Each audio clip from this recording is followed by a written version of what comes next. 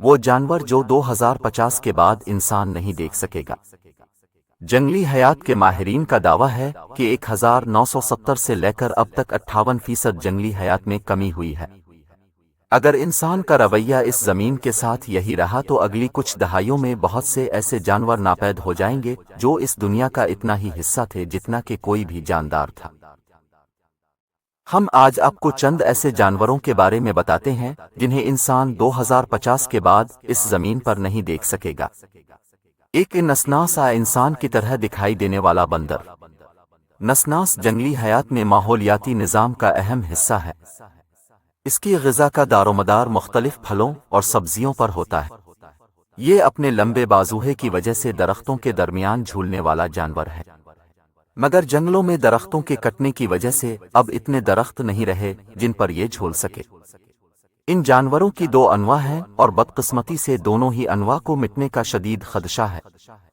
پھل اور سبزیاں کھانے والا یہ جانور ان پھلوں اور سبزیوں کے بیج پورے جنگل میں بکھیرتا ہے۔ اگر یہ مٹ گیا تو ان پھلوں اور سبزیوں کے پھیلاؤ کا ایک اہم ذریعہ ختم ہو جائے گا۔ 2 لیمرس، ایک چھوٹا اور خوبصورت بندر۔ لیمرس وہ جانور ہے جسے یہ اعزاز حاصل ہے کہ وہ دنیا کا قدیم ترین ممالیہ ہے۔ یہ 7 کروڑ سال سے دنیا میں موجود ہے۔ ہمارے ماحولیاتی نظام کا اہم حصہ ہونے کے باوجود آج اس جانور کو جان کے لالے پڑے ہوئے ہیں۔ اس جانور کی 50 انواع ہیں جن میں سے 10 اس وقت شدید خطرے سے دوچار ہیں۔ ان کی زیادہ تر آبادی مڈغاسکر کے جنگلات میں آباد ہے۔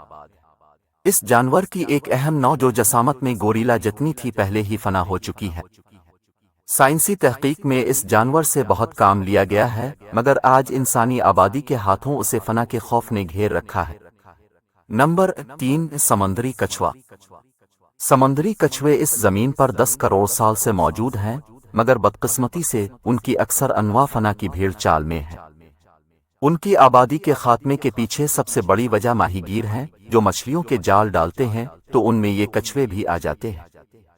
ورلڈ وائلڈ لائف فنڈ بڑی کوشش کر رہا ہے اس مٹی نو کو کسی طرح سے بچایا جائے۔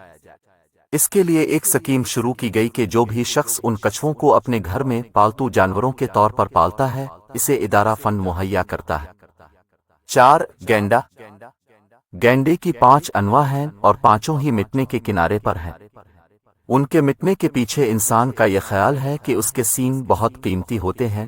شکاری ان سینگوں کے لیے اتنے دیوانے ہو چکے ہیں کہ اس جانور کی نسل تک مٹانے پر تل گئے۔ جنوبی افریقہ کی حکومت اس وقت بھرپور کوشش کر رہی ہے کہ کسی طرح اس جانور کو بچا لیا جائے۔ اس وقت 20,000 کے قریب گینڈے ہیں جن کی حفاظت افریقی حکومت کر رہی ہے۔ نمبر 5، قطبی ریچھ۔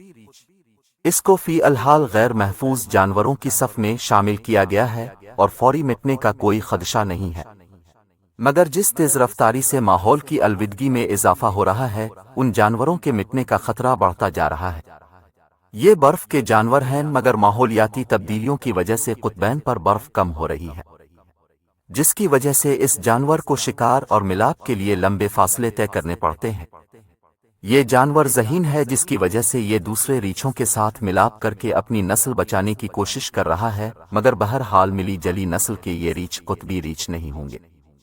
Number 6، guerrilla. گوریلوں کی 4 مختلف انواع کو شدید خطرہ ہے کہ وہ مٹ جائیں گی۔ سائنسدانوں کا خیال ہے کہ گزشتہ 20 سالوں میں ان کی آبادی آدھی رہ گئی ہے۔ ان کی آبادی کا زیادہ حصہ کانگو کے جنگلات میں موجود ہے جہاں شکاری گوشت کے لیے ان کا شکار کر رہے ہیں۔ پہاڑی گوریلوں کی تعداد اس وقت 880 ہے۔ ورلڈ وائلڈ فنڈ اپنی پوری کوشش کر رہا ہے کہ ان گوریلوں کو مٹنے سے بچایا جائے۔ اب آخر میں ہمارا یہ فرض بنتا ہے کہ ہم سب مل کر ان ناپید ہونے والے جانوروں کو تحفظ دیں کیونکہ یہ ہم سب کی ذمہ داری ہے۔